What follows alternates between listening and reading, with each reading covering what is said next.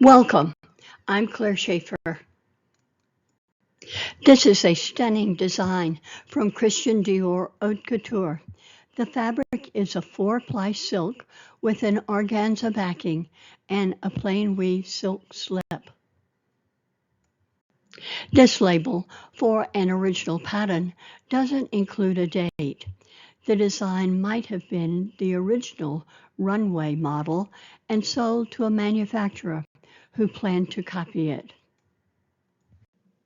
The dress appears to be a relatively simple skimmer with a twist at the neckline. The straps are extensions of the front with a twist at the center before continuing over the shoulders. What appeared to be simple a moment ago just became more complex. There are no shoulder seams, and the back is asymmetrical with the left back lapping over the right. The strap over the left shoulder is actually an extension of the dress back.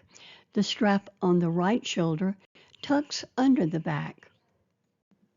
When unzipped, you can see how the right back section is sewn to the slip, which is an integral part of the dress. With the zipper open, you can see how the left back is attached to the right back. Yes, this is a dress which definitely needs a lady's maid to put it on properly. When the shoulder sections are folded down, you can see 2 narrow straps on the slip. There is a zipper on the right underarm seam of the dress and also on the slip. Generally, in couture, slot zippers are used instead of lapped zippers because they are symmetrical and flatter. Both zippers are sewn in with running stitches. Here is one more look at the dress before I take it off of the dress form and we look at the inside. The dress is wrong side out, so we can look at the construction on the inside. This is the wrong side of the dress front at the neckline. The padded section supports the dress front and the twist. The right front laps over the padded section. It is secured with fell stitches and catch stitches. Here you can see the dress front as well as the construction on the inside. What you can't see is a large fabric or bound buttonhole under the vertical fold that hides the end of the left shoulder section. Here is another view of the wrong side of the dress. I'll identify the various sections for you. The shoulder sections at the top are backed with silk organza.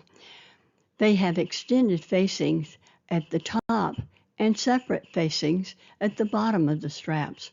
You can see tiny stitches near the folding edges of the extended facings.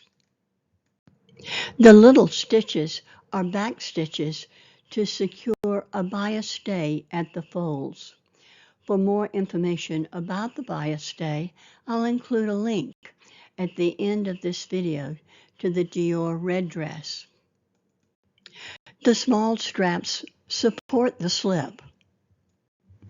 The dress underarm sections have extended facings, also with bias stays inside, so they have nice rolls at the folded edges and they won't stretch out of shape. You can see the buttonhole on the front only when you hold the slip out of the way.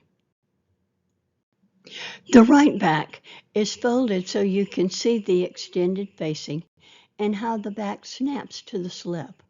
When the dress was on the form, the right back appeared to be sewn to the slip.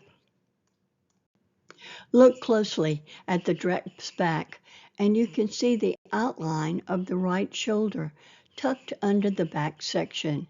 This would not show when the dress was worn, but this dress form is a little too large for this particular dress.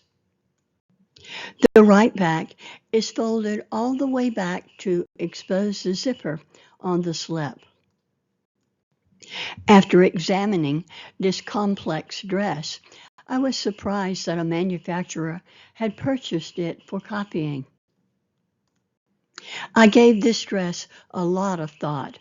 If you added shoulder seams, the patterning and construction would be much simpler. What do you think? Do you think the dress could be transformed into a successful ready-to-wear design? This video about Christian Dior's red dress includes everything you need to know about bias stays. I'm Claire Shaeffer. Thank you for joining me today.